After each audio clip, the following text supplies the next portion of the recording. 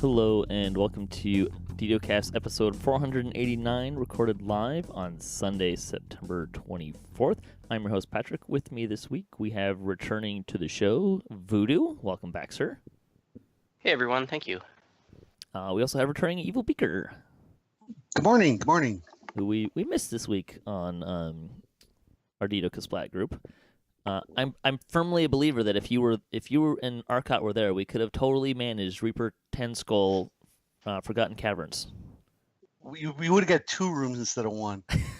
Did we even get 1 room? I think I killed the champion Bevet. Yeah, I was going to ask you about that. You guys never went in to see if there was any more in there. Yeah, I think by that point we knew where it was going, so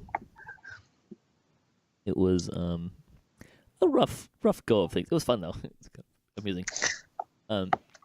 This week's screenshot, Mickey D's feels like he's being watched in the 334th screenshot of the week. I have very little idea of where that is. That's my guildie. Is it? And that's in that's my guildie, Mickey D's. Yeah, and that's in Belly of the Beast in the arena. Yes, I see it now. Okay. It's a very fun screenshot. I love the glowing eyes going on there. That's pretty slick.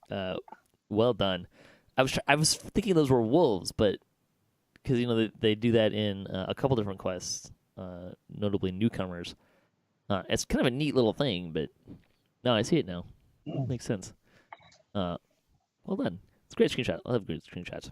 We like to talk about Dungeons & Dragons online nearly every weekend. You can watch us through YouTube, Twitch, the DDO forums, iTunes, or from our website, DDOcast.com. DDOcast is hosted by Cyber Ears, the awesome podcast hosting network. Shows are usually available within a few days of recording. The next show will probably be this Saturday, but still figuring that out.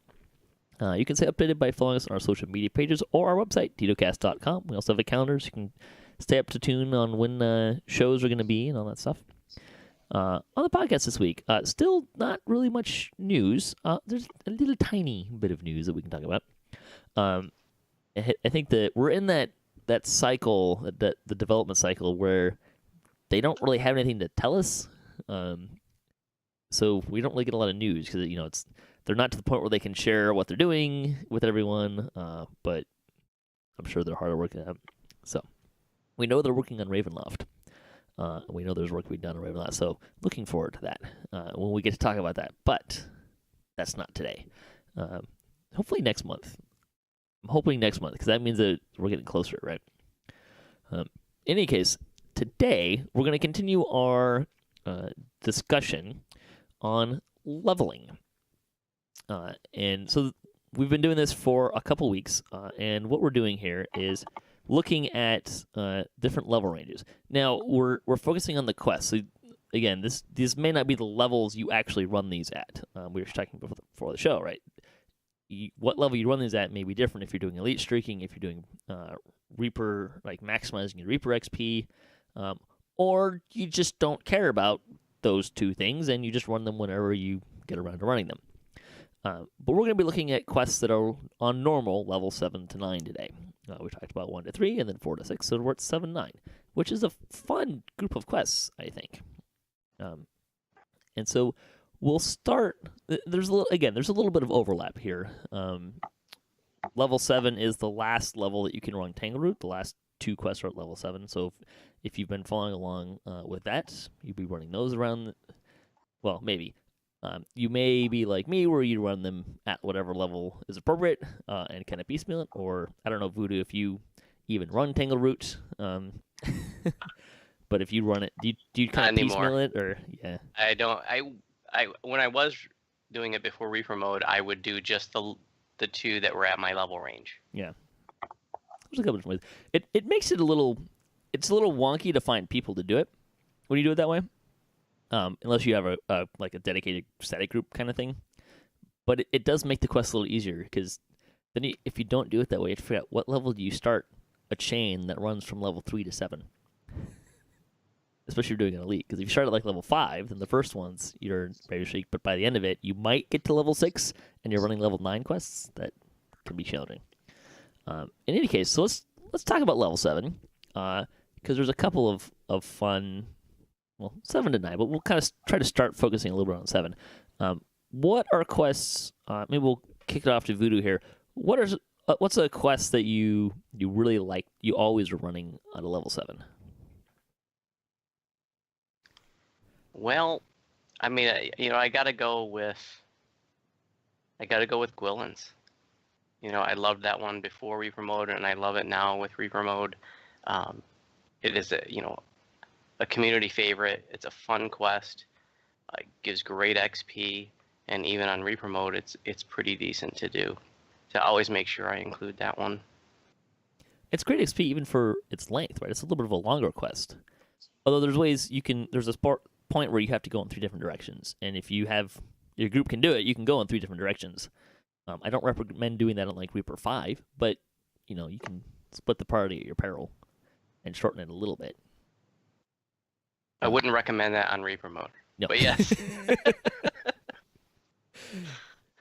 Also, watch out for traps. Big time. There are some nasty traps, even on elite or hard or normal, depending on your skill level. There's 2 traps that I'm thinking of. That one would be the force trap up the stairs, and the other one would be the blade trap at the top of the ramp, which is a little bit easier to time, but not that much easier.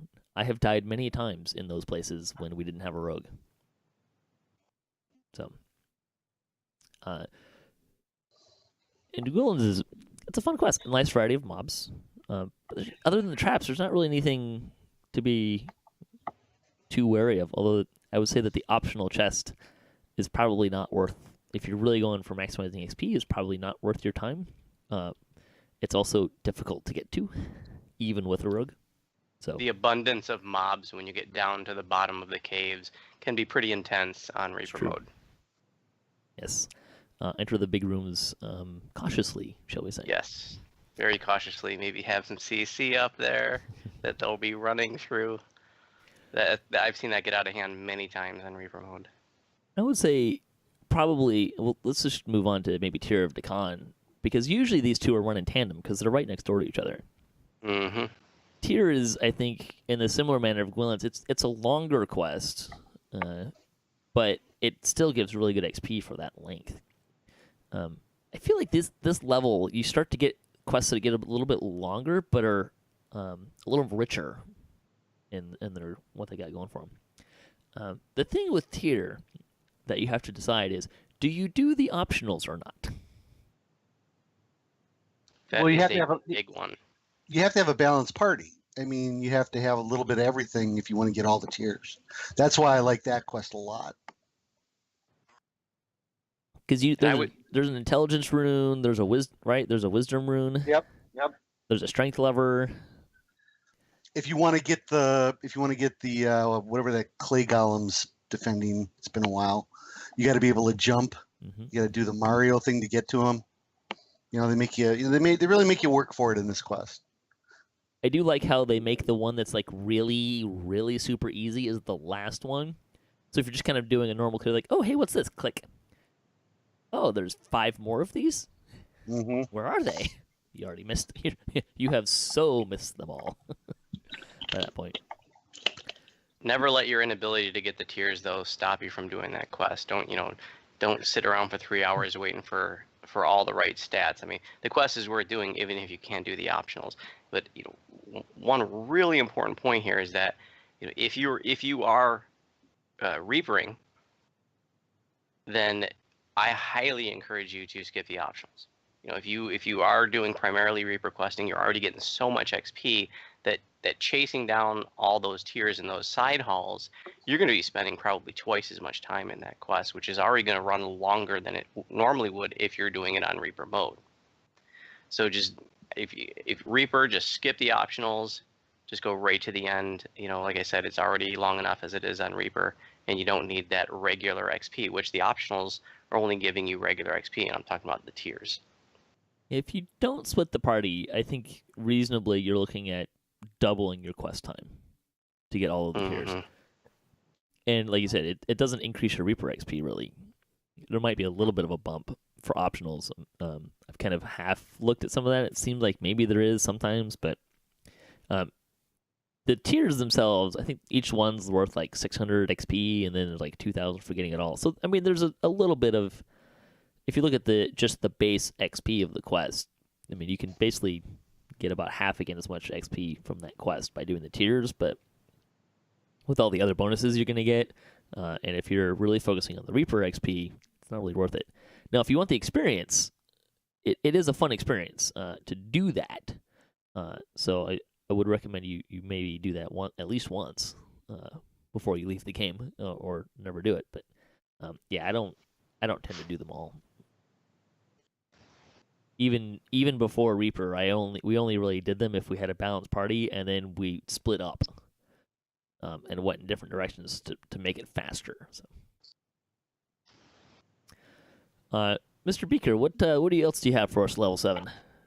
So the first pen and paper campaign I ever played in started with the Temple of Elemental Evil. So I got to start there. It's a great translation of the old pen and paper game. I don't recommend doing it too much below level because especially when you get to elite, the mobs are just insane. If you're starting it at level 7, doing it at level 7 or even level 8, doing it on normal or maybe hard, it's a great challenge. Some of the rare items that come out of there are spectacular. I just really love it, just from a good hard nose dungeon campaign. How's the XP in there from a leveling perspective? The farther you are up on the, like if it's 11th level, 7th level quest and you're doing it on 12th or 13th level, the XP is not that great. If you're doing it at level, it's pretty good. But if you run it a couple of times, like if you're farming mushrooms or just running through it a couple of different times, you're going to get, your monster manual is going to fill up really quick on humans, orcs. When you get to part 2, then you're looking at elementals, mephits, gargoyles. I mean, you name it. You can really get quite a few holes in your monster manual filled by doing that quest. You can also very easily get lost and spend hours in there. Well, actually, go to the wiki and have the maps on hand. That's what we did the first time. It helped a lot. But eventually, if you run it a couple of times, it's not too bad. This is an interesting quest because you get the optionals are kill monsters, so you can get a little extra XP that way. I tend to avoid both Temple of Elemental Evil and Slave Lords, which we can talk about a little bit too. But again, these are kind of paired, or they're not paired quests, but they're next door to each other in the Hall of Heroes now. They are great experience quests, very pen and paper quests, like Haunted Halls as well, which makes sense because they're based off of modules. I tend to prefer running these in Epic if I'm going to run them, though. So that's probably more the reason why I avoid them. There's fewer choices in Epic, and there's so much XP at level 7 that I don't ever feel like I need to run them. Voodu, what about you? Do you run these quests? I actually avoid Temple of Elemental Evil. It's just too long, and there's never been anything I wanted out of it for my tunes. I realize that there is some really good stuff that comes out of there, so I'm not throwing it all under the bus. It's never been anything I personally wanted. And when I'm thinking about leveling my tunes, I'm interested in how much time I'm spending in there and how much XP I'm going to get for it. And so I've never found that one worth it. It's also really it's very difficult to do. Like if you go in there and try to do it like on repromote at level 7, like you're gonna get smoked. Yeah. Yeah, you're gonna get smoked. That's really tough. That's why I said you got to do it. You got to do it. If you're gonna do it, be a few levels higher, or have a full party and do it on normal. I mean, I remember taking my druid Ginger Spice in there, just on elite, a couple years ago, solo at level 7, and it was too much. Just to try to do that solo on elite, so it was just like too much trouble. Yeah, we were able to do it on elite. I think we were 15, and we were able to do it on elite. But at that point, you're getting nothing for it. Yeah, the mobs get you. I mean, it was just like, well, let's just do it just to have fun for one evening, and we pulled a couple of rare items that we pass down to other characters. So, yeah, it's not for everybody. And if you're definitely crafting stuff out of it, it's a huge grind. But if you got an evening where you're not doing anything, you don't care about XP, I recommend it. The name stuff is probably the best thing you get out of there in terms of like if you're really going to optimize your leveling, because you can get some pretty good twink gear for characters and stuff. Yeah. Let's see. I'm going to bring up one of my favorite quests, and this is kind of an on the fence quest for a lot of people. Some people really like it, some people really hate it. But that's the pit. Boo. And there's really those two options. People either love it or they hate it. The first time I ran the pit, I died 7 times. And I used to be a pit hater, but not anymore. Yeah. The first time I ran it by myself because Oh because god. I couldn't find anyone who wanted to run it. And yes, you can solo And you the found pit. out why. No, I don't understand. I loved the quest. It was a lot of fun. Granted, it took me like 2 hours to solo that quest. And that was like at level 10 or something like that. But here's the thing about the pit. It is fantastic XP for the level. It's a longer quest, but it's still really good XP. This is a good quest if you really want to kind of optimize your XP pots. I don't just chug them all.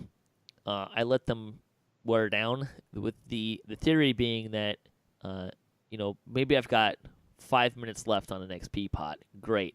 I'm going to look for a long quest that I can run because I know I'm not going to be able to use that 5 minutes or I'm out of XP pot, right, the duration. And I'm going to run a long quest. This is a great quest for that, to then chug the XP pot at the end. Now, in practice, I forget half the time. Yep. Which is the danger there. But I'm cheap, so that's how I tend to work. But this can be a longer quest, especially if you don't know what you're doing. It's a complicated quest. There's some tough mobs with the casters in there. There's some areas where things respawn and you're trying to do. There's traps to deal with and that kind of stuff. And it's a lot of up and down, back and forth. It's not a linear quest at all. So you have to know where you're going. So there's a little bit of trickiness there. But if you have someone who can kind of guide the party through, and even if you got a couple people, you can, again, not necessarily recommended on Reaper mode, but if you got enough people that you can like split up and go in different directions and really optimize the direction that who's doing what, you can actually get through this pretty quickly. I've seen people get through this quest in 20 minutes and less, which is pretty darn impressive. I think the fastest I've ever soloed it was, or have done it more or less by myself, was like 30 minutes. That was when I was running it on a level 20 character for favorite for someone. It does give a lot of favor too. One of the best ones is green. Mystic Dragon Rider in the chat also mentioned the map is very hard to read. Yes, it's a 2-dimensional map, and this map is very 3-dimensional to understand where you are in space. So the 2-dimensionality of the map doesn't really convey where you are very well. But yeah, I really enjoy the quest. It's got great XP. I know it really well. If you don't have someone who knows the quest really well, I would probably avoid it unless you want to sink some time and either have some fun or beat your head against the wall without knowing which of the two it's going to be. Mr. Beaker, I heard you say boo. Yep. I take it you're not a fan of the bit. It's a tough quest. I'll admit it, and I've done it since I got smoked 7 times in it once. But it's a very technical quest too. Like you said, there's a lot of 3D. There's a lot of knowing where you are in the quest and where you have to go next. But then there's the jumping around you have to do in that one part where you got to jump from pipe to pipe, and there's some people that don't like that kind of stuff, the Mario stuff. But it is good XP. If you're going to do this quest, definitely have an experience boost going of some kind. At least at the end. Yeah. Or on a 50% boost weekend. Ooh, there you go. Pretty good too. Any other thoughts you want to share on the pit, Voodoo?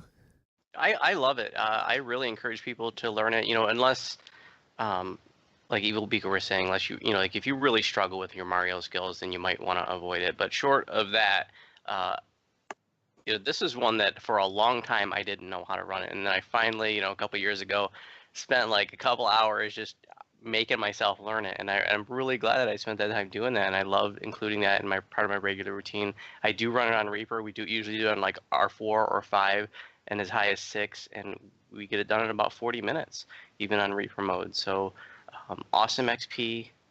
It's a lot of fun to learn. If you are learning it, you want to learn it, and I highly recommend that you go onto the DDO Wiki article for the pit. It's got a great graphic that has all the rooms labeled, which the ones they are, and it has like all the rune wheels, what they're supposed to be set at. It's just a nice visual aid to have up while you're trying to learn that quest. Yeah, it's there is a trick to navigating. If you're going up, like if you're coming out of a room and going up, just turn right and follow the ramp, and you'll get to the next room. You might have to do a little bit of shenanigans at the top. You might have to jump down, but you can get it. Other than the first room, which if you want to know the trick to that, go out, instead of turning right immediately, jump to the ramp that's underneath the ramp that would go to the right, and you'll just go to the right and it'll be fine, unless you're going down, which is easy. If you're gonna do this quest, bring Featherfall, if at all possible. Bring Featherfall, because it's a long way down, maybe the longest ladder in the game. But bring Featherfall, bring a shield clicky if you can find one, or a night shield clicky, or some way to stop magic missiles, and bring fire resist, because the shamans in there love magic missiles and they love Searing Ray. So it's a manageable quest, and I like it. Beaker's right. It's a very technical quest. We didn't talk about it when we were talking about Temple of Elemental Evil, but like that's a very technical boss fights. Like the boss fights aren't just hack and slash. There's some skill involved with doing those boss fights, so be aware of that as well. All right, what else we got for level 7? There's a couple that I really want to point out that my leveling strategy since Reaper mode came out has really changed. The quests that I do has really changed. So I want to contrast a couple of quests with like Tierra de Con, which is a traditional favorite. Great XP, but like I mentioned, that can go run really long when you start getting up to like mid Skull Reaper. And you can do like other quests at that level range, like Bargain of Blood, for example, or the Grave Robber, in a fraction of the time that it would take you to do Tierra de Con, and you're going to get about the same Reaper XP for each one of those.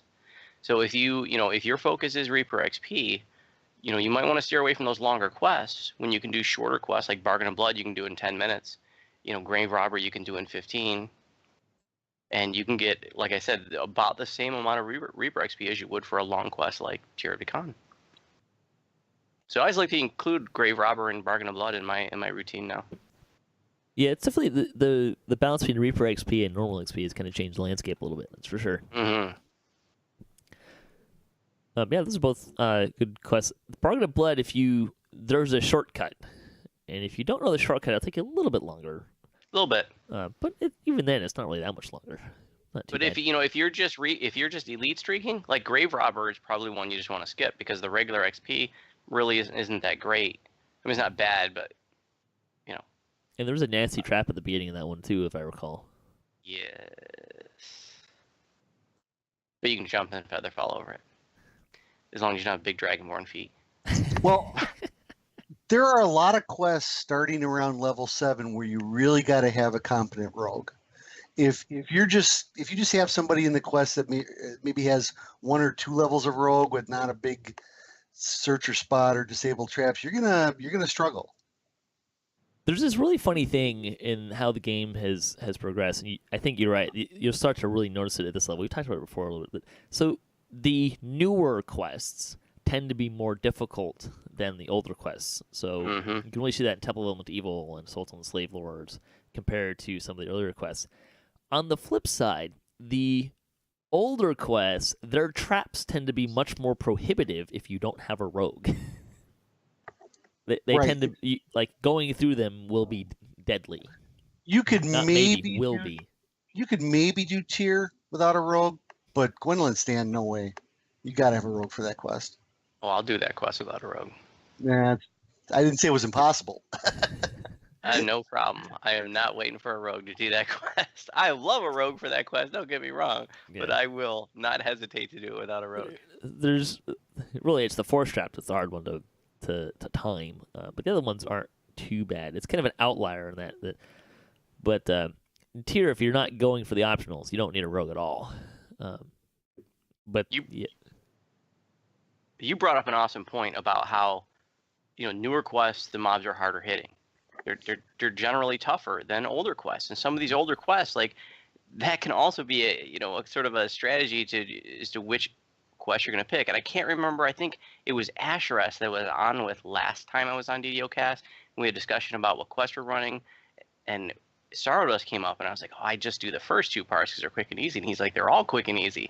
And so I've been doing Sorrowdust since then, and that's an older chain. And the mobs often seem just wafer thin compared to other content of that level range because it's older content. Yeah. And every part of Sorrowdust is really short. So that's another one that I like to do at level 7 and 8 and 9 because each and 10 because each part is really short. And if you're interested in Reaper XP, that's a really good place, a really good efficient use of your time if you're trying to get Reaper XP. So let's talk about Stardust while we're there. It's a great transition point. It's what is it? There's 2 parts. There's the Gray Moon, and then there's Cult of the Six.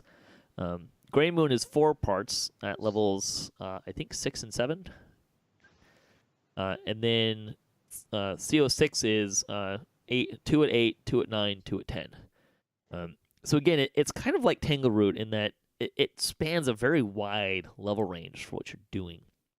And this is one that you can go back and piecemeal it. As you only need 1 person to have the chain, so you can red box these pretty easily.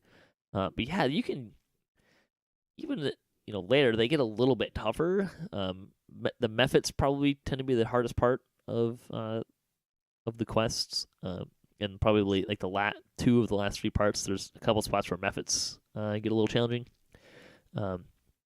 But I mean, you can probably do every single one of those quests in 5 to 10 minutes. Even as long as you have a general idea of where you need to go for some of the later ones, and you kind of know what you're doing. 5 to 10 minutes on all of these, even on Reaper mode. Even on Reaper, yep. If you know what you're doing, yep. They're pretty short. And they're also great quests just from their content. So you have a lot of different things that you see in these quests, like with the puzzles when you get to CO6, the big wall puzzle. I thought those were cool. I'm like looking at those the first time. I'm like, oh, that's kind of interesting. And then it takes you a minute to figure it out. But it's very interesting that the way they did some of those where, you go back. It's kind of like Tangerwood, where you go back in, but it's a little different. There's a lot of variety in that quest chain that I really like. You will probably spend more time running to advance the quest than actually questing. Yeah. That's a slightly annoying part of that quest.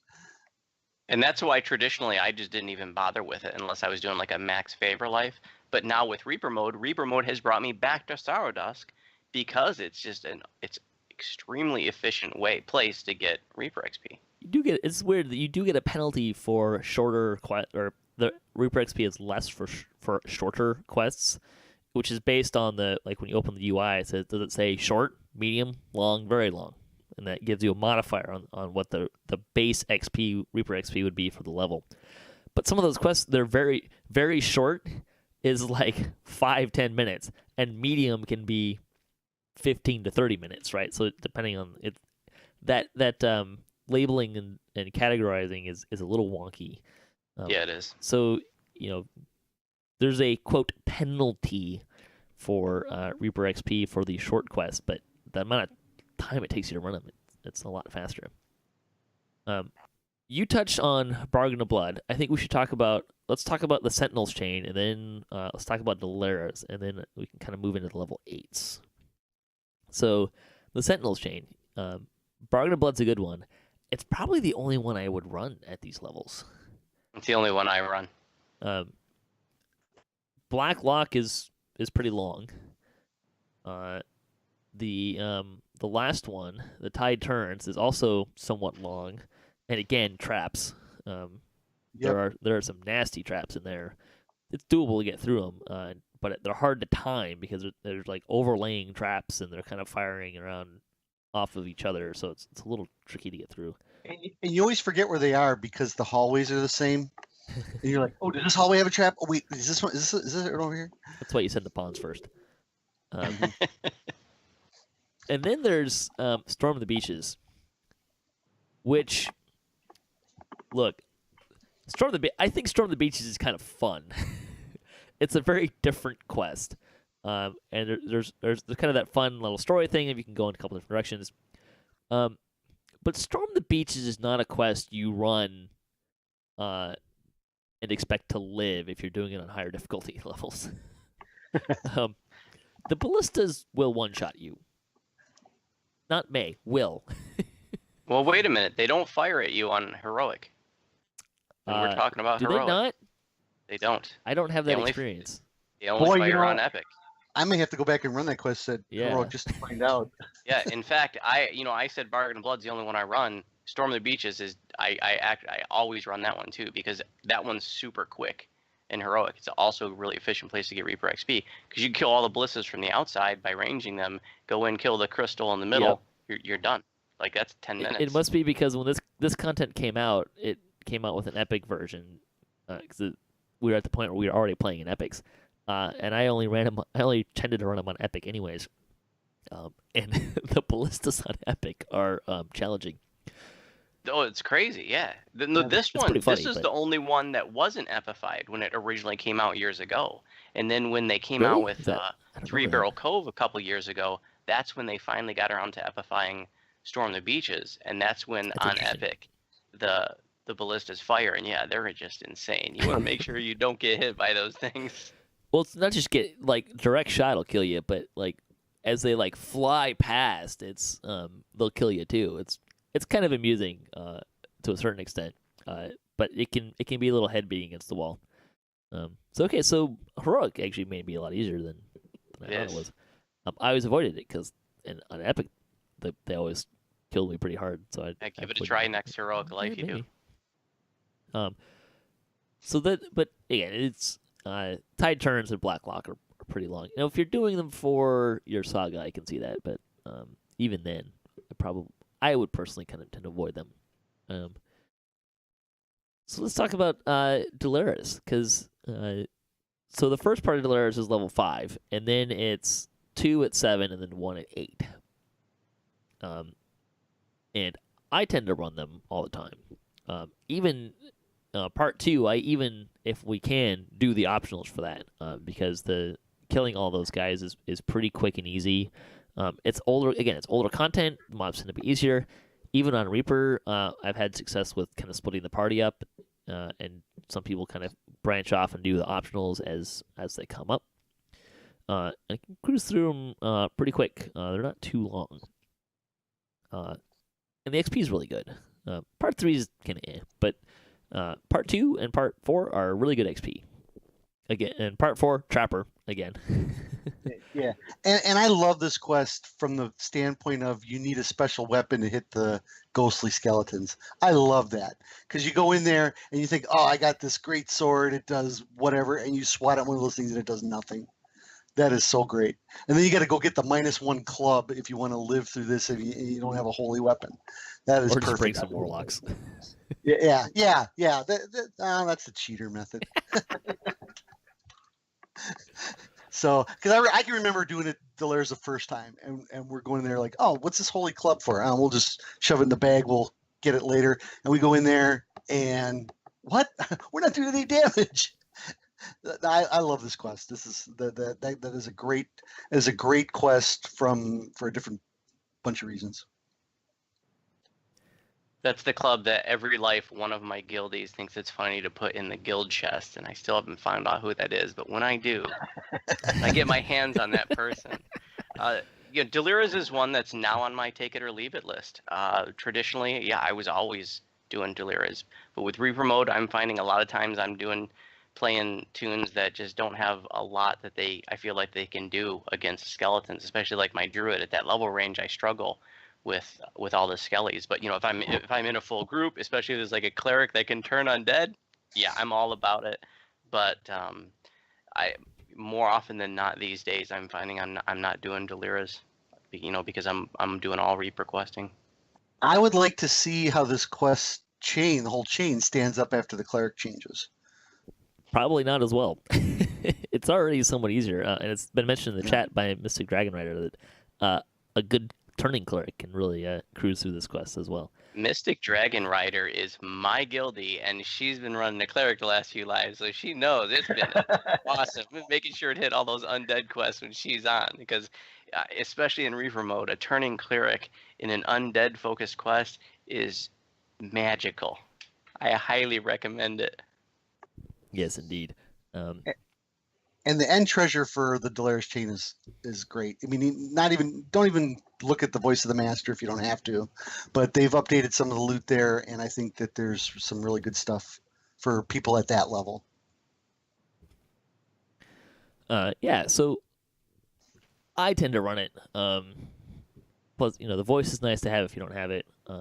Yeah, I find the quests to be, other than the traps in Part 4, tend to be pretty easy to manage these days. I think there's one more quest that I think we should talk about in level 7, then we'll talk about 8 and 9. Taming the Flames. Anyone do this one? I used to. I won't touch it on Reaper mode. It's been on my solid avoid list forever.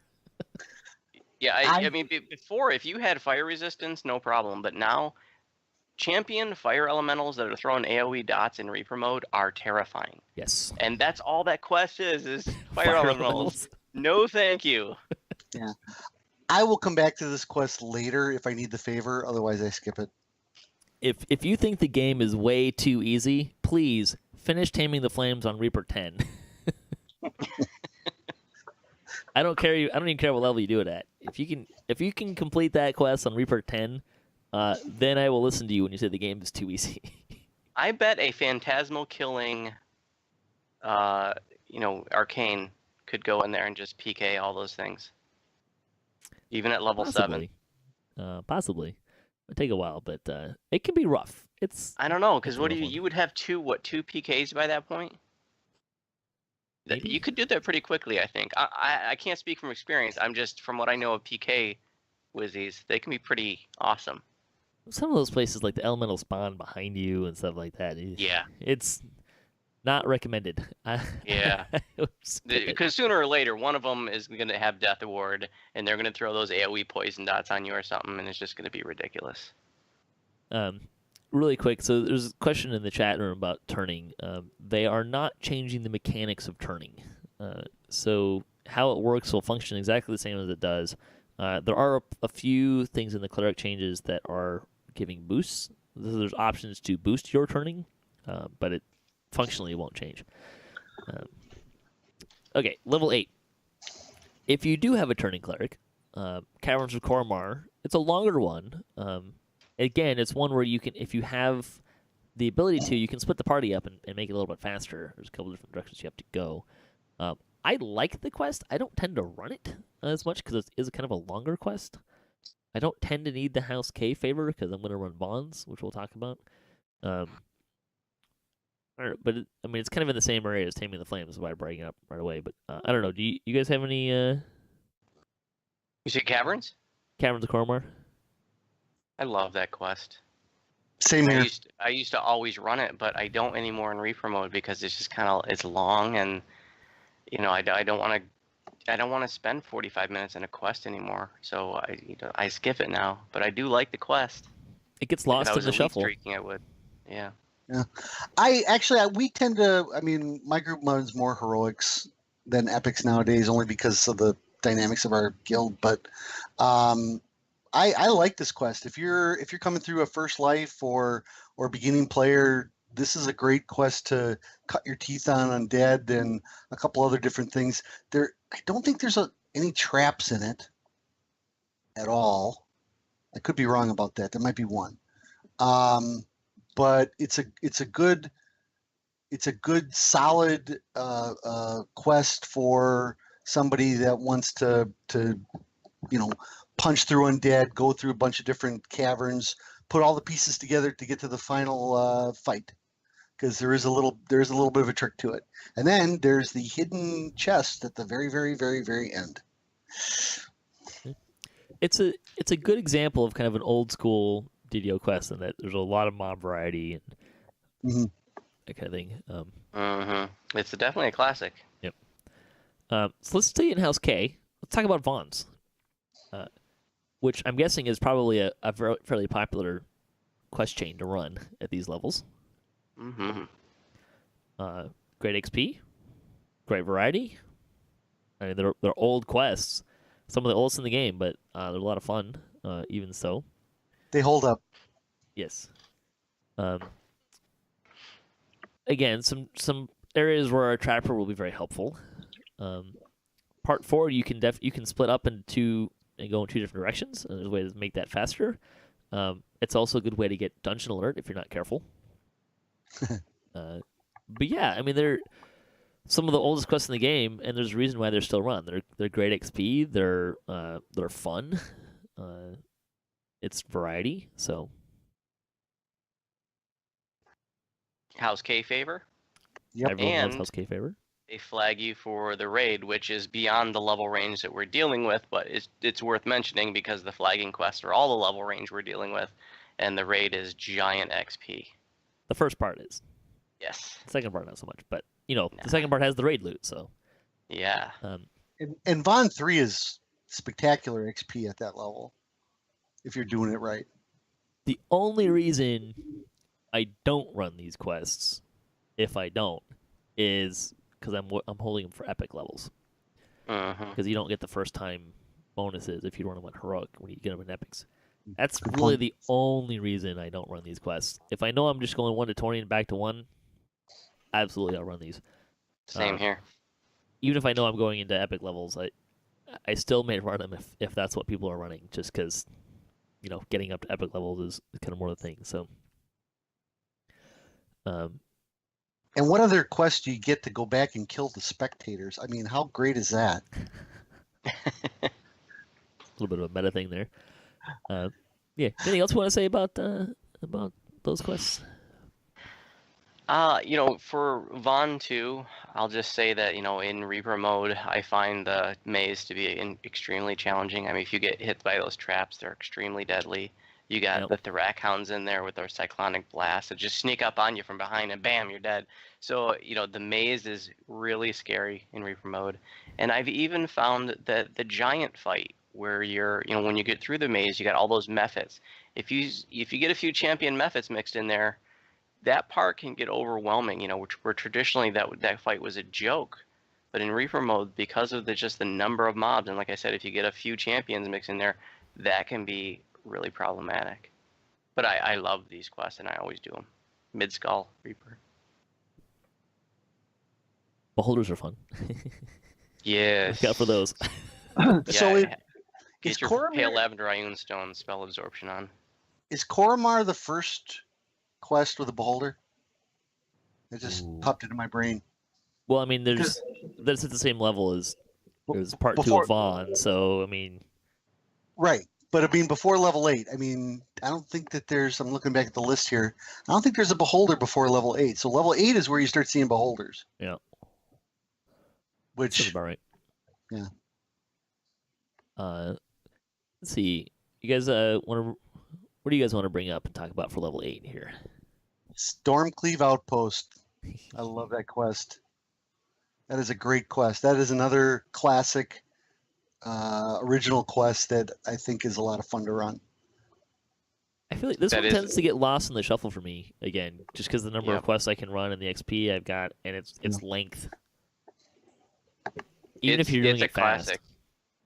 Yeah, I'm with you. Like, traditionally I used to always run it, but now in Reaper mode, because it's so long, I don't anymore. So this is just in the same category of Caverns of Koromar for me, that it's a wonderful quest. It's a classic, but I don't do it now these days.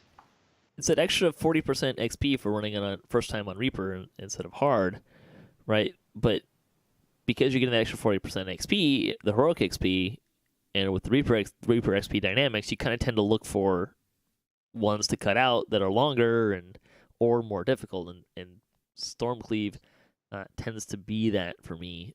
Stromvald's mine also, less because of its length, and more because one, it's a little tougher for an older quest. There's some tougher things but also it seems like every time I go in there, I spend 5 minutes looking for those dang rocks on the ground. See, I always do Stromvalds. I love that one. I find, it's not very long, totally doable on Mid-Skull Reaper. It's a decent XP. That one I hit every life. Than me. Oh, I miss them too, but I've just, I tab around, whatever you use to target non-combat targetables, just hit that as you're going through the whole dungeon, and most of the time you're going to pick things up. But yeah, I mean, they did an amazing job of those corpses just blend in with the environment so well. You could be looking right at them and you miss them. It's unreal. Yep. Should have a thing where it's a spot check, right? Like, you spy, the DM says, you spy over here the corpse of a dwarf. Mm-hmm. Hey, great, you're close, right? Maybe they should make that change. That'd be nice. There's a couple more that I want to make sure we mention before we move on from level 8. The first one is the Zorian Cipher pre-quest, which is called the Path to Madness. So even if you're not doing Zorian Cipher, which, you typically want to get a group for that. But even if you're not, if you don't have a group, even if you're a solo or you don't normally run, if you're interested in Reaper XP, the Path to Madness, that little pre-quest that just takes a few minutes, gives Reaper XP. So make sure you hit that. And another one that I want to make sure to emphasize is Western Threnal Part 1. It's called In Need of Supplies. And this is another one, like, I don't do Threnal anymore in Reaper mode, but I always make sure to hit the first part of Western and the first part of Eastern because they're really short. And so in terms of like how much time you're spending versus the Reaper XP you're getting, for level 8, make sure you hit just the first part of Western Threnal In Need of Supplies. Really quick, and you're getting basically the same amount of Reaper XP you would for any other quest that level range. The first part of Eastern is actually harder in Reaper because if you want the Reaper XP, you can't just run past all the mobs. Mm-hmm. A little bit of a challenge there. But, yeah, you got to kill a few mobs. You got to kill 10. On the topic of pre-quest, too, even if you're not, so if you're in my boat where you're not gonna, I guess it's level 9 quest, but if you're not gonna run Vons because you want to save them for epics, that pre-quest to Von 3 is only heroic, and again, short, good Reaper XP. So yep. So we talked about, Threnal. Oh, Faithful Departed. Skip that. Necro 2. We got to talk about Necro 2. That's level 8. Yeah, I'm looking at that. That's on my avoid list. It is. But see, I used to run that when I was elite streaking, but now with Reaper mode, I don't really want to touch that anymore. That was on my avoid list, even for elite streaking. Not so much because I dislike the quests themselves, but I can only handle phasing mobs so much. They're a little tougher, and if you're not really familiar with these quests, they can be a giant pain in the butt. If you know them, you can knock them out pretty quick, and they're great XP. So that's why, like I said, when I was elite streaking 6 months ago, I always did Necro 2. But since Reaper mode, that's another one that fell by the wayside. Yeah, we don't do them either anymore. Is it Night? That's the trappy one.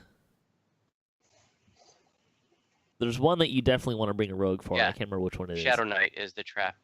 Then there's the one that has like a bazillion traps. Yeah. And then, isn't there one that is almost all underwater? Which one is that? Guard. Shadow Guard. Yeah, that one.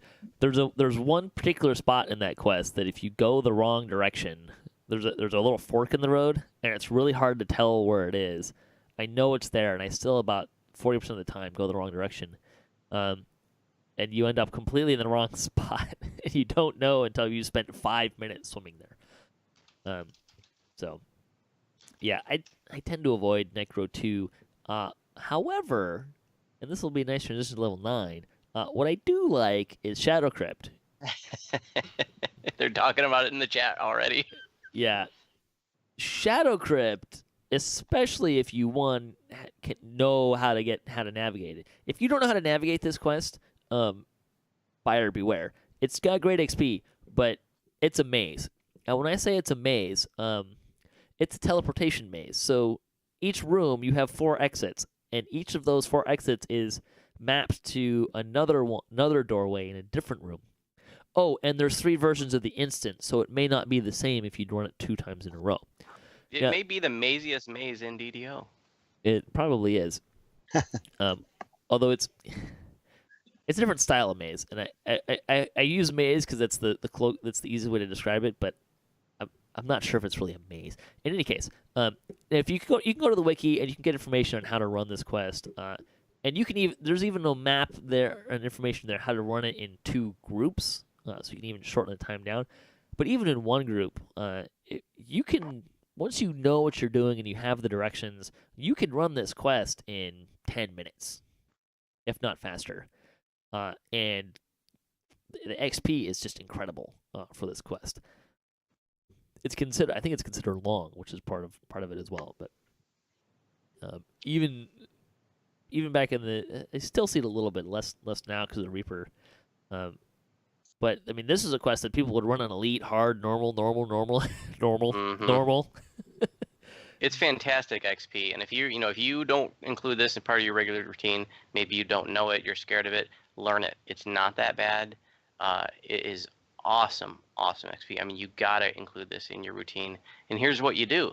Like I said, I don't run Necro 2, which are the flaggers, but you can red box this one.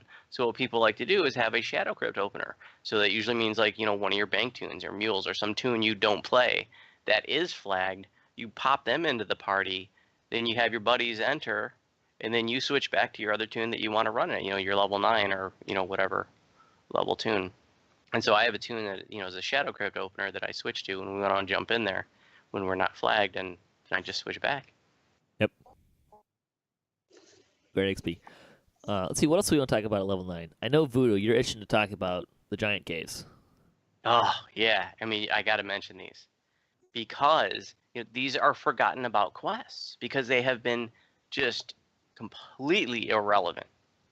And these are the mini quests out in Threnel that aren't on the Adventure Compendium. Mm-hmm. A lot of people don't like. Yeah, a lot of people don't like Threnel to begin with, but have totally forgotten or maybe didn't know that there are these 4 mini quests out in Threnel, and 3 of them are standalone instances, and they do give Reaper XP. Mm-hmm. So and they can be done literally in a few minutes. And they all have exactly 10 mobs.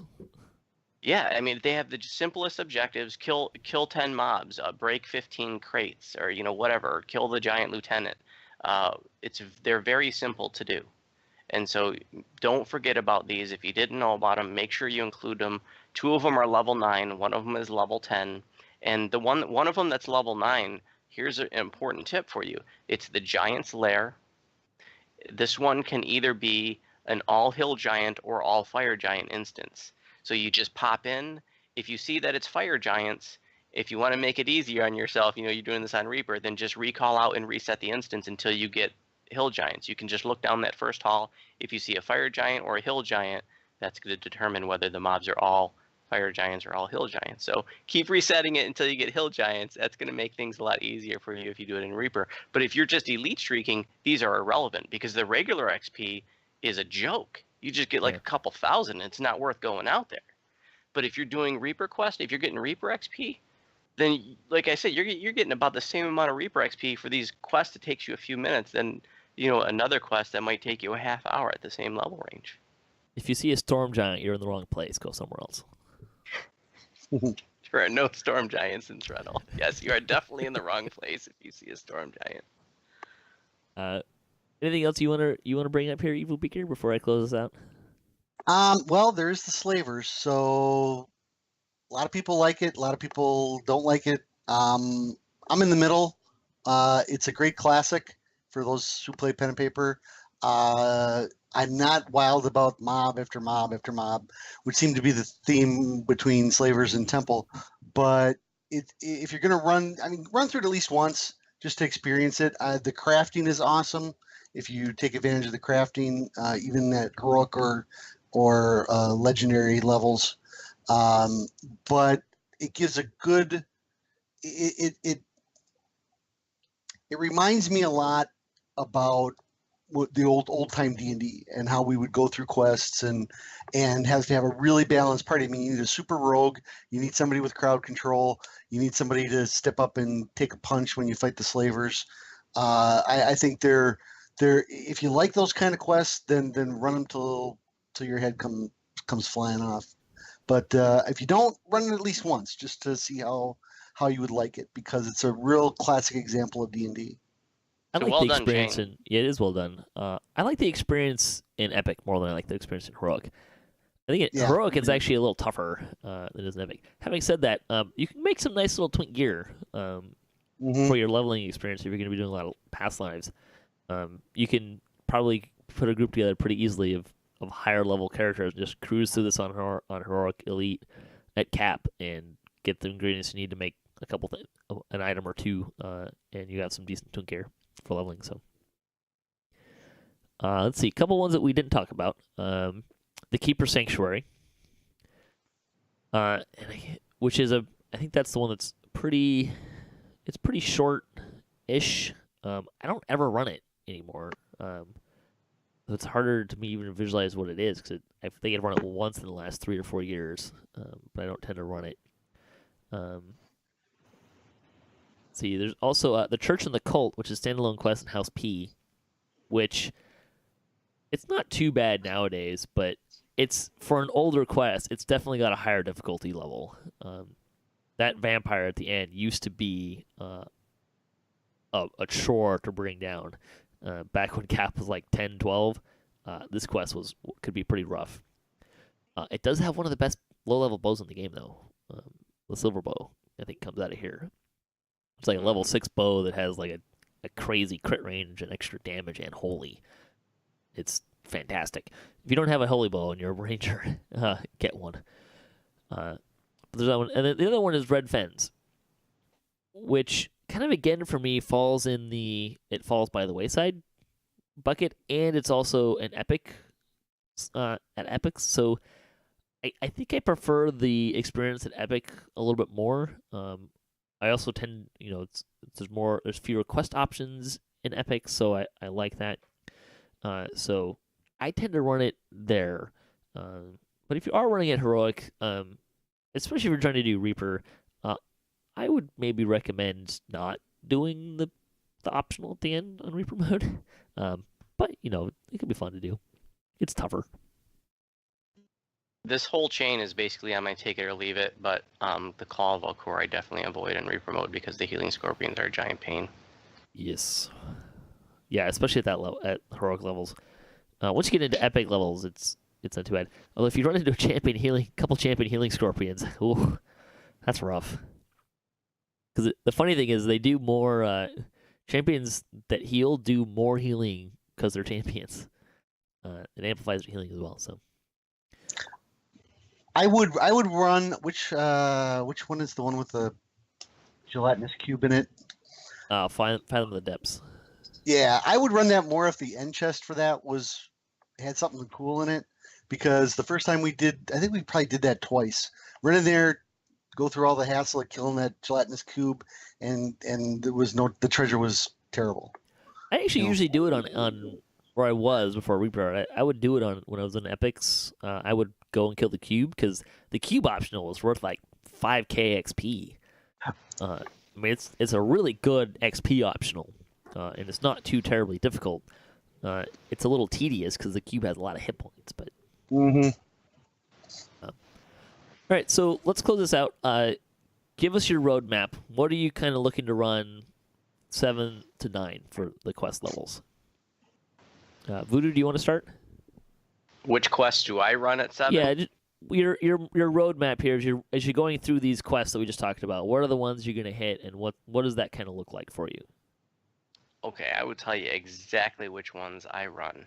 It's got a spreadsheet. So we already said Sorrow Dusk.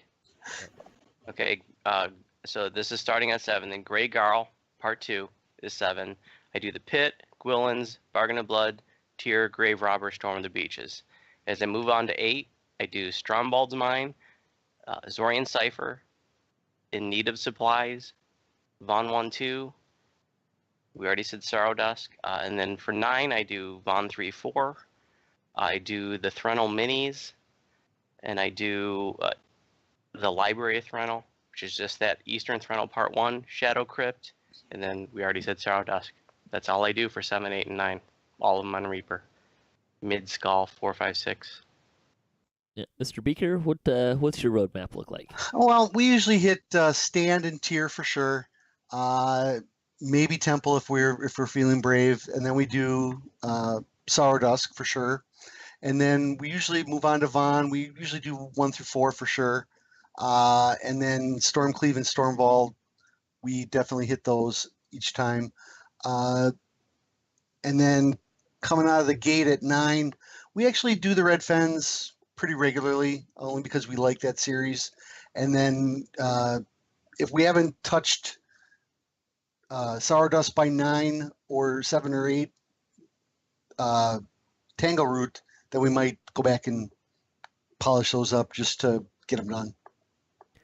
Yeah, I would say I tend to Gwillens and Tyr are kind of the first two right away. I usually do Delares as well. I like those kind of like those quests, and I like the XP is really good. Bargain of Blood is usually the only one I do out of that. I don't usually do the pit these days, just because it's harder to find a pug group for that, because a lot of, again, it's that you might find some people that really like it, but you're probably more likely going to find people that won't touch it with a 10-foot pole. Do you know what? If you know how to lead that one and you were willing to lead a pug, you could make some friends. It's true. People would be like, hey, I want to hang out with this guy. Especially since I'm running on Reaper, doing almost all of the pit and not waiting for people, it gets a little bit harder. And again, I don't really need the XP, so I tend to skip it. Vons, especially if I'm not going through epics, Vons are really high on my list of things to hit. Shadow Crypt, of course, is really high on my list of things to hit. I have been doing Zorian Cipher of late. The group that I've been running with as much as I can with, they do Zorian Cipher, so I kind of ride their coattails on that stuff. So, as far as 9 goes, I don't really ever hit Red Fence anymore. I don't really hit Thurnals either. I should do the Giant Caves more often, but so that kind of gets me through most of it. I would say, so I want to say 2 things in closing here. I'll give you guys an opportunity if anything else you want to say. We didn't talk about the Scoundrels run at level 7, which is, I tend not to run that one. There's other options just in general. There was another quest that we didn't talk about. Haunted Library. I'll do that one if I have nothing to do for an evening. I actually do tend to do that one. Again, the group that I've been running with tends to run that one. And it's actually a pretty quick quest if you know where not to go. So there's a couple side directions you can end up going down rabbit holes on. And that's the first part. Haunted Library is part 1 of Keeper Sanctuary, which you mentioned. That sounds right.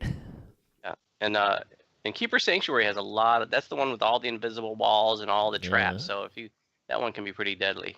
I tend not to do that one. I always get Keeper Sanctuary mixed up with, I think it's the Enemy Within, which is like the really long one that has mind flayers in the end. But I don't tend to run that one. The other thing I wanted to say is, one thing I do kind of try to pay attention to is level 10, and we'll talk about this, level 10 tends to have fewer options of quests that I want to run, particularly on Reaper. So I do try to make sure, like, I'm usually holding levels, and I'm usually trying to make sure that I'm pretty close to a hard cap when I'm holding level 10. So at level 9, get as much XP as I can possibly get before I take level 10. Just because this is kind of the one place where I find it really awkward to be ahead of schedule, as it were, in terms of level and quests. So it's just kind of something I pay attention to with level. You must not do Von 5 and Tempest Spine then, because those are 10s. It depends. Typically not. But it doesn't. There's other reasons. Like the list of quests is just a little bit shorter. It is. It is. It includes really long quests or quests that are really hard to get to. So it can just be. I mean, really quickly looking at level 10, there's without running another quest, there's 1, 2, 3, 4, 5 quests that you can do. 6 quests that you can do without running another quest. So there's not very many quests there. I think 7 because I didn't count the giant one. But so it's a lot of chainy stuff in that level range. So I really try to make sure that I'm got the most out of the XP of the quest below that before I hit level 10. Usually what happens is like I don't spend much time at level 10 and then I kind of catch it up at level 11 and 12 and 13. But if I'm saving those quests like the Sands and the Giant Hole quest for Epic, then you even get an even smaller list and that becomes more of a problem there. So something to think about. Anything else you guys want to talk about before we move on to game news? There's a big one that we forgot to mention. Do it. And I'm surprised the chatters aren't screaming at us, and that's Spies in the House.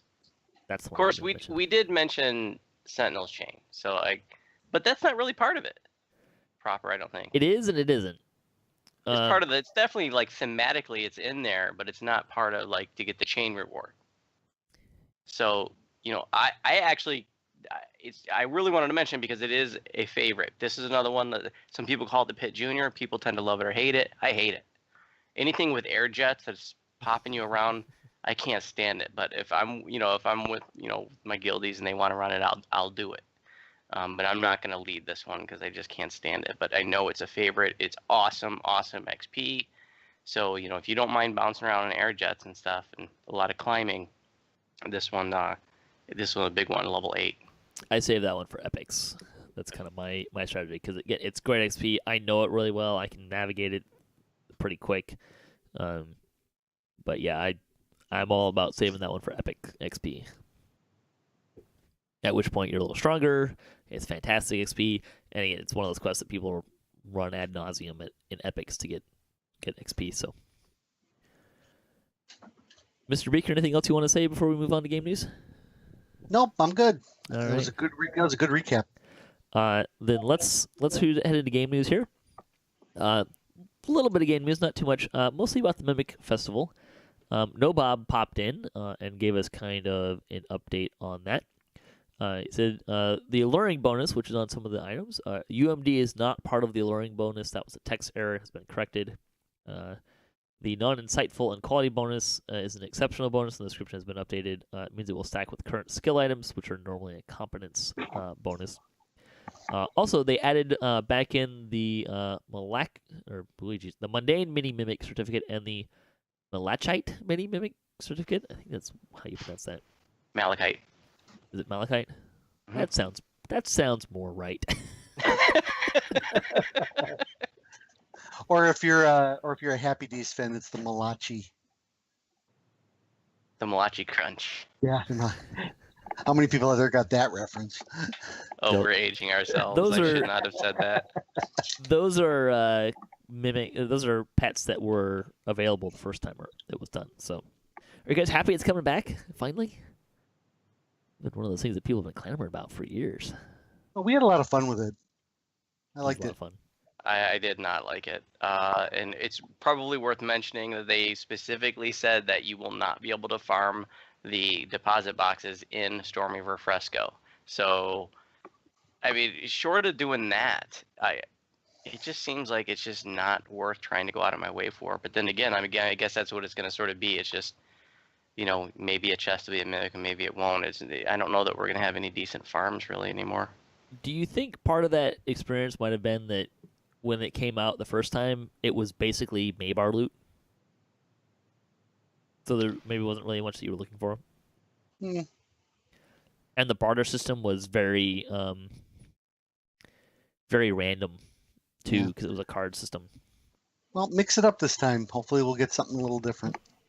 That was the mimic one, the card ones. Yeah, all the Yeah. events You are like like trained blurring. you trained into the essences. You got cards, and then you had to turn the cards in on a grid. There was like a grid, and but because you were looking for the card system worked really well for the anniversary event because there were a lot of variety of things you could get. It worked really poorly because typically people were for the main bar or the Mimic Festival because people were typically looking for specific items out of that list. So you had to find specific cards, and that was very randomized.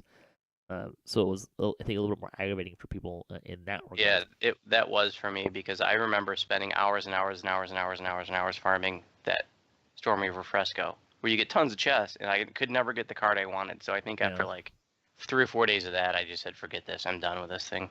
This time, it's just a straight up barter system. You get the modes, put it in. I really liked the Mimic part of it. And I know the reason why they made it the Maybar loot was because that was the year that Maybar fell flat on its face and never returned. And that's how we got Night Revels. And the reason why the Mimic Festival hasn't come back is because they put that loot in there. So they finally were able to update it. So I think the experience of trading in your pieces to get loot will be much better for people. But I just like the fact that the chests sometimes were mimics. That was pretty awesome. In terms of flavor, it's phenomenal. I loved that. Sometimes you'd be questing and you sort of forget the event was going on, and all of a sudden the chest you just opened is a mimic. I mean, I remember people saying at the time that, why can't we have this all the time? It doesn't have to be as often, but it'd be so cool if any given chest in the game had like a 1% chance to be a mimic. That would be so freaking cool. Yeah, it would be kind of fun. Except maybe raid chests. Yeah. Sometimes at the end of a raid, it's like, all right, we made it. Hey, look, we're still alive. We got nothing left. Yeah, I think I do have an interesting question about it. One is, will the mimics spawn as champions? Which would be hilarious. And, I hope not. And 2, will the mimics spawn reapers? They will. Can you imagine opening a chest? You're at the end chest, and you're like, all right, we made it. Yeah, you open the chest, and it's a champion mimic, and there's a reaper with it. Oh, man, that's just going to make me mad. Well, everybody's just going to have to make sure they're buffed up before they open chests at the end. I think it's fun. It's not over till it's over. It's a different part of the game. It's kind of fun. All right, other game news. On the downer note, they have temporarily removed Menace of the Underdark expansion from the DDO market while they correct an issue that was causing players who purchased the expansion from not being able to apply their codes correctly. They apologize for the inconvenience. It may take quite some time before they're able to offer it again in the in-game DDO store. It's one of the things that they're working on, and hopefully it's coming. But also, if you are affected by this, get in touch with customer support through the support.turbine.com, I think, is the best way to do that. But if you bought it and you can't get the code to work, let them know. They should be able to help you out. They're really good about that. And don't let it get you put off either, because this is a spectacular expansion. Yes.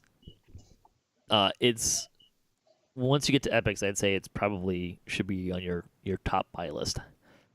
From an epics perspective, because it's what, like 2/3 of the quests from level 20 to 23. Right.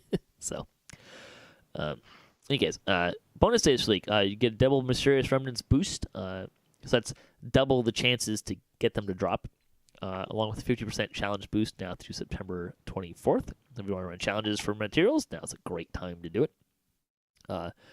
It is the double remembrance. We ran Mired Kobolds last night or yesterday morning, which has a lot of named kobolds. So we had a little spot where we had 4 champion chests and 2 remnant coins on the ground. Wow. Yeah, that was pretty cool. Add in a one of those remnant boost potions from the Traveler's Trunk, which for some mysterious reason you can't just buy them separate from the Traveler's Trunk, which I'm still not sure why that is. But yeah, that was really nice.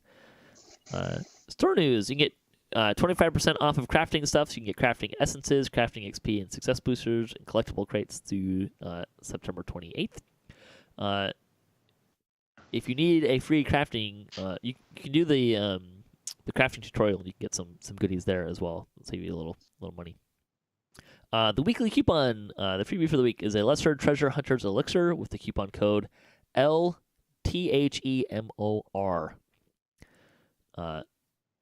there's probably a reasoning for that letter combination, but it's kind of like reading vanity plates on cards. Like, I can't quite figure out what they're trying to say. LTHE is lesser, treasure, hunter, elixir. MOR is just more. There you go. Yeah, I can see that. There you go. I think you win. I think that's probably what it is. Well done. Well done, sir. Let's talk about community news. The 251st Chronicle. Ozzy plays a new DDO gameplay series on YouTube showing his first life build. Chipotle 47 celebrates a marriage that began in-game. Congratulations. That's pretty exciting. Congratulations. That is awesome. Yeah, that's cool. Yeah. It was a fun story to hear about people meeting people like that. DDO Players News celebrated 34 years of the D&D cartoon. Which was great when it came out. I'm sorry. People kind of slam it a little bit today, but back in the day, that was really, really cool. I still got my little plastic figurines somewhere here in my game room that they gave out with those at Gen Con one year. I've never seen it. Oh, it doesn't hold clips, up, but it's fun. But it's funny to watch. Let's see. Jotmon celebrated a Reaper 10 completion of Tower of Frost. Well done. Wow. Good job. Yeah. Let's see. The guild hall for the week. Silver Legion is a long-established guild on the Canis server that is level 193 and rising. The guild runs multiple raids every week and is looking for new family-friendly members to join them. The comment for the week. If you had to haunt someplace in DDO, where would you haunt? I would haunt the shipwrecked beach there in Korthos so that when newbies first started playing the game, they'd be really confused. Yeah, I would do Korthos too, just to scare the crap out of newbies. That's a good answer. I was thinking the tavern. You guys kind of beat me to the punch a little bit. The Korthos Tavern. Let's see. We got a shout out for our episode Wait. We No, all no. want to taunt newbies. What's going on here? Probably not very good for the health of the game. Yeah, probably not. Well, Yeah, but here's the thing. Like, if you think about it this way, a new player might actually be haunted. A veteran player is just going to get out their ghost touch of Ghost Bane, Pure Good, Undead Bane, Repeater, and kill me. Yeah, level 1 repeater. Yeah. Right? So, let's see. We got a shout out for our episode last week talking about free-to-play, premium, and VIP. If you need some help kind of navigating and figuring out which one is best for you, that's what that show is all about. DDO Players got a visit from Sip, who it works for Massively OP and does the blog BioBreak. So that was kind of a neat little guest that they had there. Fun episode. Damsel DDO were joined by Draculetta. Strimtom got a new mic. Check out his latest show. Mickey looked back at Years of Rating. Bachelor played DDO. Bard Life does some TR leveling in his latest Twitch stream. And Tizal TV has returned to Twitch as well. You can check out a recent video there. Outside of the Chronicle, A Very Bad Guild had episode 119. I think it came out this morning, actually, which was a behind-the-scenes video. So just kind of them talking about before they got into a quest. So that was kind of fun. Let's see. DDOCast News. DDOCast Planet is still going on Tuesdays every week. So 5:30 p.m. Pacific time. We challenge ourselves. It's kind of the goal. I know we're not running really high goals. We have to remember that some of these characters are not very well polished characters. But it has been a lot of fun. We used to be good for one wipe a week, and I think we've actually made it like 3 weeks in a row without wiping. Although last week was, as we mentioned at the top of the show, was a near thing. But that's what happens when you try to run things in Reaper 10. Let's see. The scavenger hunt extravaganza. I am almost done counting up the points for everyone involved with that. I can give some. Yeah, I will. I'll give some brief highlights of some of the entries that we had so far. Let's see. The top dancing with the wolves so far is 38 wolves dancing in a picture, which was really impressive. Yeah, that was pretty good. Let's see. What are some of the other ones? Someone did manage to find over 200 guilds that were above level 150. Wow. This one, They jumped around servers. yeah. This one is going to knock your socks off. One person, let's see, one person got over 8 million guild renown during the contest. I realize now that I should have put a cap on how many points you could get for guild renown, but you got 8 million guild renown. I couldn't believe it. It was one of the few that I really went in and looked and said, did they really follow the rules and put in the wording that I requested they put in the picture so I could kind of verify the timing? Yeah, they did. They got 8 million guild renown in the duration of this contest. And they were not the only one to break 1 million either. Although they were by far the farthest along. Well done. Yeah, that's pretty impressive. I think that was what, like 2 months? I am shamed. I have. Yeah, same here. I don't think I've gotten 8 million guild renown total. Yeah, no comment. You better not. You're the leader of your guild. they can burn you into some trouble. Yeah, I was quite impressed by that. So, and some of the pictures were very beautiful as well. So well done, folks. Should be able to get prizes out maybe in about a week. Just waiting for a few people to get back to me on a couple things that their submissions didn't work, and counting a few last things. Yeah, so thank you for participating. Hope people had fun doing that as well. Prizes should be forthcoming in a week or two. Should be getting all those out. All right, that'll bring us to Lightning Post. So these are all comments about our show last week about VIP versus free-to-play and all that stuff. And see, the first one, there wasn't a name attached to this one, and I couldn't forget who it was. But so apologies for not naming you. But it says, greetings and well met. He's a long-time listener, first time he emailed. I got an email. I didn't have like an actual name. I just had an email address, so I didn't figure they would want me to say their email address as an identifier. Said, long-time listener, first time emailing after listening to your current podcast. Got him thinking. He's a premium player. He owns all the adventure packs, even Runes of Threnel. He's gotten most packs when they're on sale and when his friends ran them before they moved on to different games. Other than that, is there a point for someone like him being VIP? He owns most of the classes, iconic classes, races, all the current expansion packs.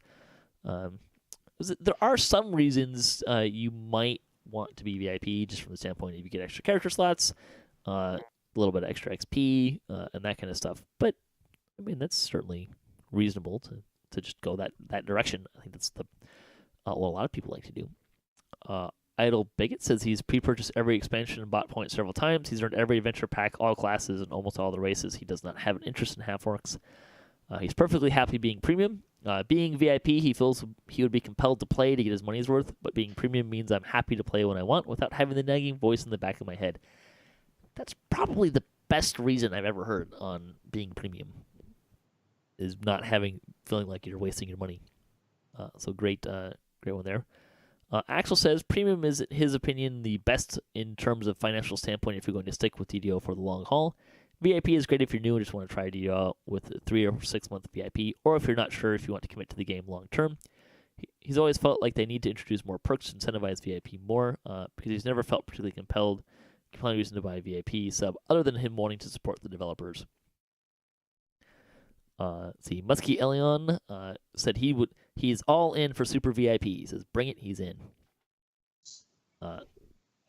Which I intend on doing a show in the nearest future. We're going to kind of explore that a little bit more of what a higher tier of VIP might look like.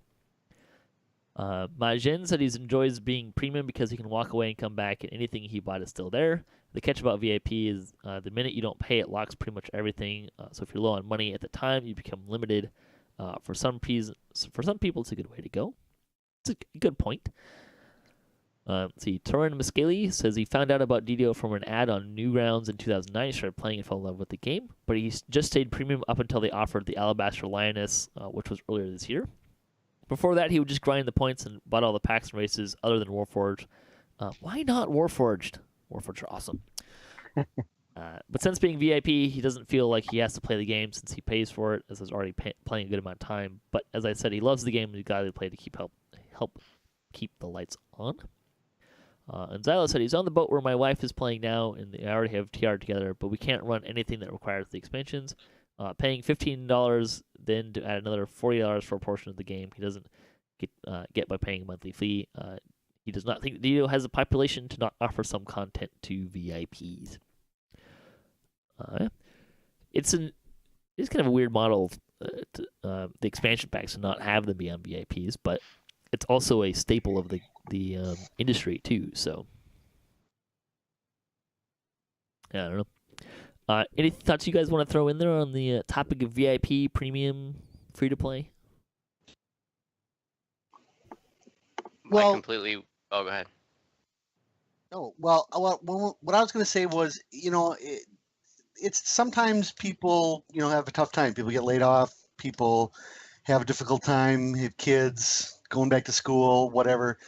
If you can't afford, a lot of people that I've spoken with, they said, well, I can't be a VIP. I don't want to play. Well, no, there's other options too. I mean, it's not just, you have to be a VIP. Standing Zone is offering you a way to play this great game without having to pay what you want to pay to play it for what you want to play. And I like that. And a lot of companies don't have that option. Or if they do, it's not as what's the word I want to use here? It's not as unlimiting. There's more options for when you don't want to be a VIP than a lot of other games. I think Axel's spot on. A VIP is a great way to test drive the content, but if you're in for the long haul, going premium is an excellent option. But I'm actually VIP, and I've been VIP. I got suckered into this game 8 years ago, and I've played it free to play for a month, and then after that I decided, I love this game, and I want to support their efforts, and so I've been paying my $10 a month since then. And I realize if I go back and add it all up, that's like $800. I could have had everything 2 times over, but $10 a month is really cheap, and I know I get my money's worth. I just think about like when I used to live in the arcades back in the early 90s playing Mortal Kombat. I would drop $10 a night playing Mortal Kombat 2. So paying $10 to play this game for a whole month, to me that's a smoking deal. And I'm happy to support it. Street Fighter over Mortal Kombat. Come on. See, I was a Mortal Kombat junkie, I didn't Street Fighter. I was Street Fighter. I think you bring up a really good point, right? Like, two driving questions. How much can you afford? And do you feel like you're getting your money's worth? Like $10 a month, something new comes out, I know that I'm going to have access to everything. Yeah. It's except for expansions. Yeah. But I'll buy that. It's fine. Yeah, I think those are 2 great questions to ask yourself when you're trying to figure that out. And $10 a month, it's 2 coffees. And I don't drink coffee, so it's great. Let's see. Our question for the week comes from Evanote on Thelanis, who's also been on the show a bunch of times. What's the best way to utilize wilderness areas? My favorite way to utilize them is, aside from getting the quests, I'll kind of make little tiny detours to grab explorer points or whatever to get that little extra XP. But or while I'm waiting for everyone else to run there, I might do a little tooling around in there. But my favorite thing to use them for is when I'm really close to a level or a benchmark that I'm trying to get to, particularly like heroic cap. I'll pop into an explorer area, grab that quick XP, maybe one that I haven't really done very much of, so I get more XP quicker, and hit that cap and then pop right out. So those little quick burst XP that I need, that I don't have to go run a quest and feel like I'm wasting a ton of quest XP. That's what I tend to, if I'm really, quote, utilizing the wilderness area, that's how I tend to do it. What about you guys? That's a good point.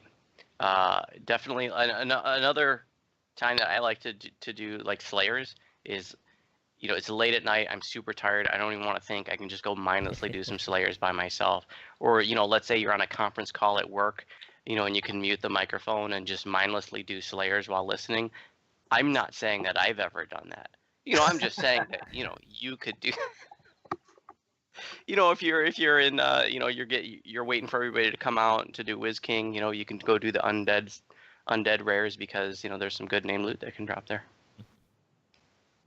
Right. Yeah. I mean, that's kind of what I use. Patrick stole mine. If I'm 100 short of a rank or something like that, the only one I hit religiously at 13th level, I will always hit the Veil right away, only because that's the most. You'll get the most XP for Explorer points and number of kills. Right at 13th level, you can go in there. I will say that before Reaper, there were quite a few Slayer zones where I would do one round. I had a routine, a pattern that I would do, get every Explorer, hit every rare along the way, and just do one loop. And, I felt that was a pretty good time investment. But this is another one of those things that because of Reaper mode, those Slayer zones don't give Reaper XP anymore. So it's mostly fallen by the wayside for me. Yeah, there are, in Epics especially, like people really like the Slayers for a couple, because that are significantly easier, because it's like, quote, normal. There's no normal hard elite, but they're kind of like a normal level. So King's Forest, Thunderholm, Orchard are all really popular for that. But you can even like Three Belt Cove, like a lot of the newer Slayer, Epic Slayers give really good XP. When I'm looking for a little extra XP, even like 20, 30,000, you can hop into Demon Web. Okay, bad example, because I know Demon Web better than the average player, and it's a little weird to get around. But you can. I've popped into Demon Web several times and just gotten 20, 30, 40,000 just so I can hit that next level and grab some gear before I go run something else. Or hit a little bit of time in my hands. So, yeah. Another way you can utilize a wilderness area is to test something out. It's really easy to step into a wilderness area for any level range and just, test something out real quick. Boom. All right, so I'll close out the show here. Voodoo, you want to plug your stuff, man? Got a great channel. Do it. So I've got an official DDO fan site YouTube channel I'm getting close to 600 videos now. They're all narrated instructional videos, like here's how you run a quest, or a lot of them are about like I have some like a niche druid and a niche warlock tank build. So a lot of the videos are about that. There are teaching raid videos. There are videos that show you how to do crafting. I'm working on a kind of an informal series right now where I'm doing a selection of quests where I show how I do them a little bit differently in Reaper mode compared to the olden days of DDO. And just in case I may not be on DDOcast before Halloween, I do want to say that the High Lords of Malkir will be hosting our big annual Halloween party on Halloween night on Sarlona, and I'll be posting details in the Sarlona forum the week before Halloween. Is there a costume contest? There will be a costume contest. We're bringing back trick-or-treating. It was an all-new event for last year. It was so much fun. We're doing trick-or-treating again. 100 brand new trivia questions, tons of prizes. It'll be a great time. Nice. For that. Mr. Beeker, anything you want to plug here? I can't follow that. Are you kidding me? No, I don't have nothing today. All right. So thanks for listening to the show. Thanks also to these guys for joining me today and helping us out. Thanks to all the contributors for DDOcast. They really make this show what it is. A great show and great for you guys. Thanks also to San Antonio Games and Wizards of the Coast and Cyber Ears. If you would like to support the show, you can visit our website, DDOcast.com, or you can support us on our Patreon page. You can hit us up at DDOcast.com for show notes, MP3s, our calendar, previous shows, swag, and other fun stuff. If you'd like to be part of the show or have a comment on this episode, maybe there's a question you'd like to hear us answer or a topic you'd like to hear us debate, or you just want to say hi, leave us a comment, or you can email me at ddocast@gmail.com. You can also find us on social media. I am at DDOcast. You can follow us there for the latest cast updates. Our closing tip for the week comes from an old friend, Jeff Hanna, on Sarlona. He says there is no such thing as excess bourbon. So until next time, may all your attack rolls be crits, all your chests level appropriate, have fun, and don't forget to gather for boss.